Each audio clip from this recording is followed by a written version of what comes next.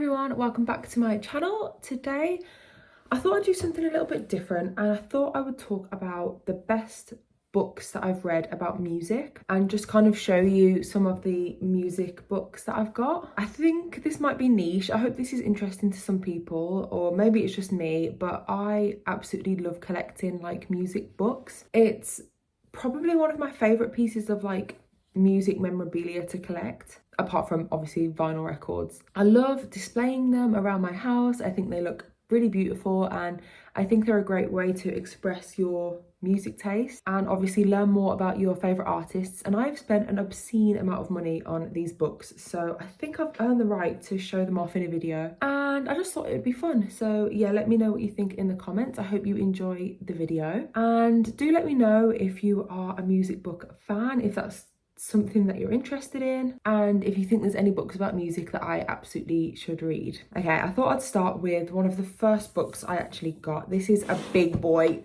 This is chunky. This is 21 Years in Hell by Marilyn Manson and Peru. I hope that's how you say it, Peru, the photographer. This is probably the most aesthetically pleasing and visually beautiful books I have. I suppose you would call it a photo book. It's full of photographs of Marilyn Manson taken by his photographer Peru, who was his photographer for 20 years. I'll obviously be inserting clips of all these books so that you can see properly. And I will show you some of my favourite photos as well, which is tough because honestly, all the photos are absolutely gorgeous. And as well as the photos, there is a conversation that happens between Peru and Manson that I believe was just recorded over one night, where they got together and went through all the photos they'd ever done together. And it's such a nice feature because it gives really great context to the pictures and what was going on at the time, which I obviously love. They go into such detail, and it's really nice to hear what Manson was thinking at the time and what his favourite photos are of himself, because obviously he's had so many looks over the years, so many different styles, and is probably a pretty fun person to take photos of. The quality of the pictures as well is absolutely insane. Next level. I hadn't looked at this in a while, and I picked it back up for this video, and I was blown away all over again. Like, I can't even put it into words how beautiful these photos are. My favourite Manson era is the Mechanical Animals era, because I'm obsessed with his look. I think it's absolutely stunning, and I'm really drawn to those photos. But I also absolutely adore any photos from the Guns, God and Government tour, and just kind of generally the Hollywood era, you know, like with the black stripe over his face and stuff. And I think I've rambled on enough now, but this book, absolutely gorgeous. And such, like, it's so sturdy and it's such amazing quality. Next up is another chunky bad boy.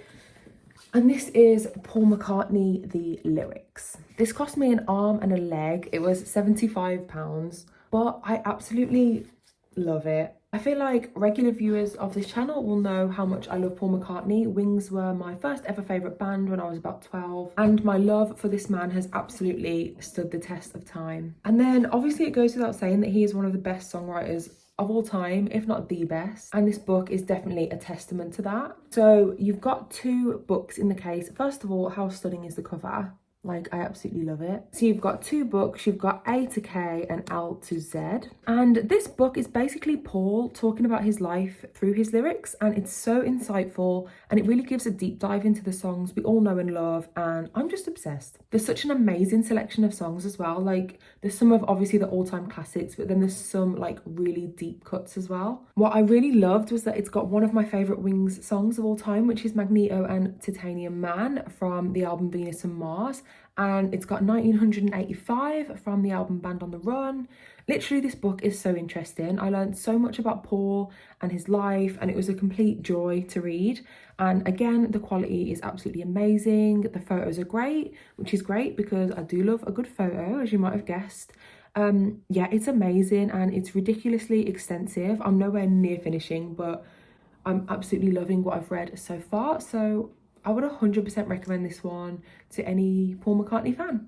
Okay, let's have a break from the big boys and bring in some smaller players. We are going back to Mr. Manson, and this is The Long Hard Road Out of Hell, which is his autobiography. This copy is kind of battered, to be honest. I've had it for years. If you've watched my 10 albums that changed my life video, I do talk a little bit about this book in there, because the reason I discovered it and what got me into Marilyn Manson in the first place was that I had to read this book for an exam. My media studies A-level exam was about controversial figures in the media.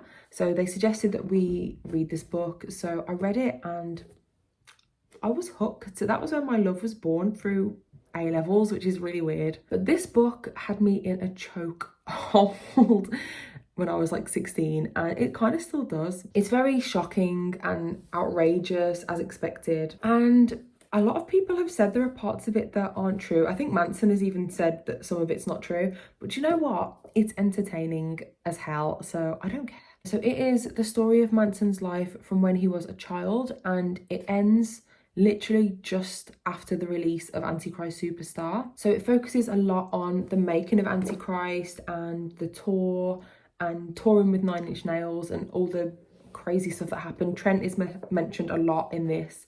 It doesn't paint him in a very the best light, but the whole thing is extremely chaotic. But honestly, I love this book. I reread it all the time.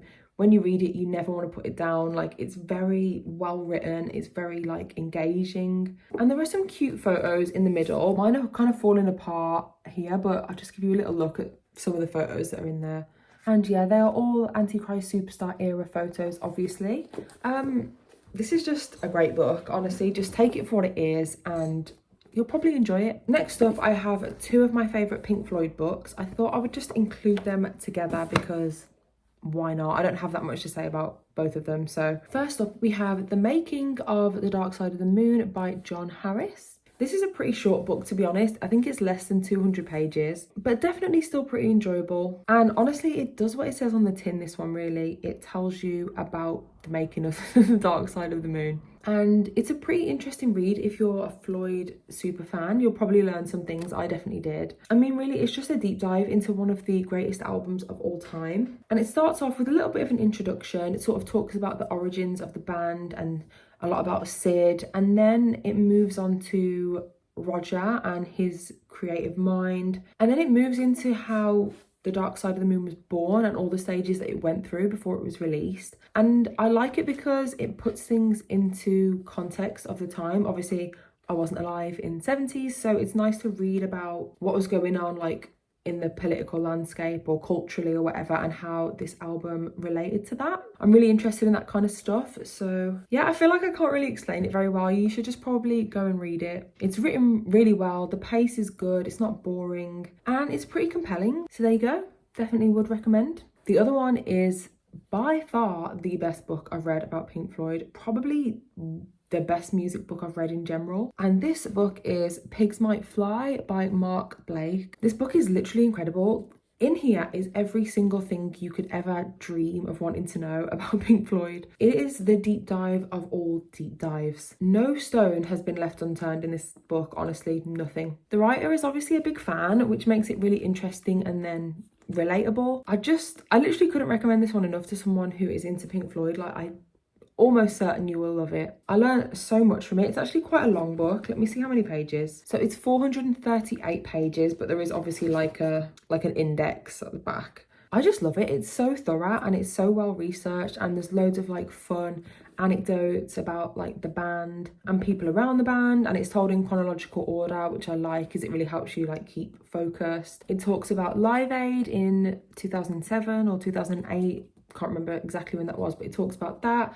This is the revised and updated version, so it has more information than the original version. There's an extra chapter just to bring everything up to date, because I think the original version ended like in the 90s with the division bell, and so now with this extra chapter it kind of brings it all together nicely. So yeah, I feel like I'm repeating myself, like literally take a shot every time I say recommend, but would definitely recommend this one. So I don't want this video to get too long, so I'm going to end it here and I'm going to do a part 2. I'll literally start filming it as soon as I've finished this, so you won't be waiting very long for it. I still have more books to talk about, so I definitely want to include them all and do them all justice. I really hope this has found its audience and you found it interesting in some way. Please do like the video and subscribe to the channel because it really does help me out. The next video I upload after this is going to be the part 2 of this, and that will be in a few days time, so please do come back for that. Again, thank you so much for watching. I hope you enjoyed it and I will see you soon for another video.